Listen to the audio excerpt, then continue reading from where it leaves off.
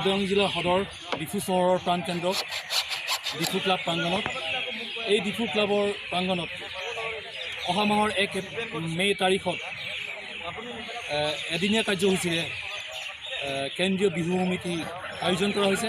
এই কেন্দ্ৰীয় বিহু সমিতি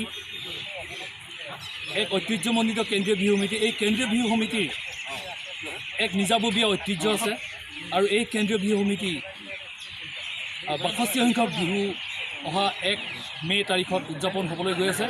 ইতিমধ্যে এই বিহু সংক্ৰান্তত ইতিমধ্যে কেন্দ্ৰীয় বিহু সমিতিৰ কাৰ্যকৰী সমিতি লগতে বিষয়ববীয়াসকলে লগতে কৰ্মকৰ্তাসকলে ইতিমধ্যে বিহু মণ্ডপ সম্পূৰ্ণ কৰি তুলিছে।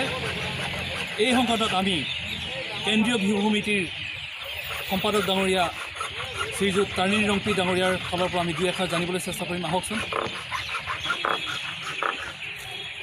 ডিফু কেন্দ্ৰীয় বিহু সমিতিৰ দ্বাৰা আমি 62তম ৰঙালী বিহু উৎসৱ অহা 1 তাৰিখে এদিনীয়া কাৰ্যসূচীৰে পালন কৰিব ওলাইছোঁ। আমাৰ এই এদিনীয়া কাৰ্যসূচীত প্ৰথমে পতাকা উত্তোলন হ'ব।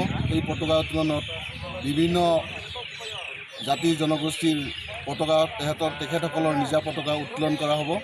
তাৰপিছতে আমাৰ প্ৰকৃতি সেৱা আছে, তাৰ আগতে প্ৰকৃতি সেৱা, তাৰপিছতে আমাৰ স্মৃতি তৰ্পণ, তাৰপিছতে আমাৰ মঞ্চ উদ্বোধন দিনত আমি তাৰপিছত আমাৰ আছে প্ৰতিযোগিতাত চিত্ৰাংকন প্ৰতিযোগিতা, লগতে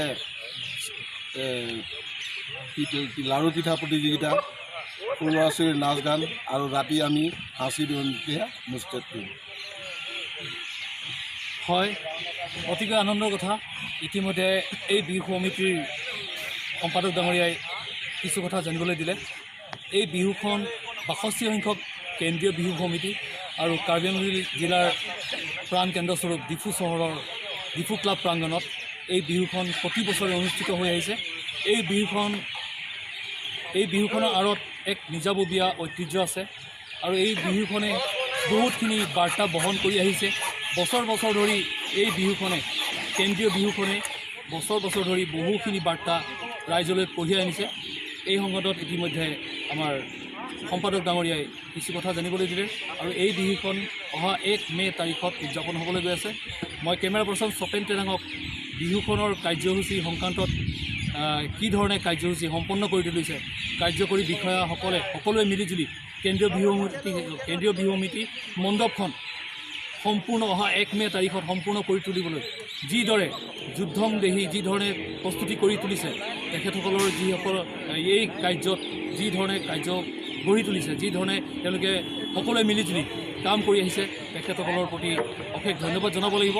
মই কেমেৰা পাৰ্চন স্বপেন তেৰাঙক দেখুৱাবলৈ অনুৰোধ কৰিম ইয়াৰ বৰ্তমান সাম্প্ৰতিক পৰিস্থিতিৰ বিষয়ে। হয়, অতিকৈ আনন্দৰ কথা। কেমেৰা পাৰ্চন স্বপেন তেৰাঙৰ সৈতে মই পংকজ ডেকা, নিউজ 24 কাৰ্বি আংলং। ধন্যবাদ।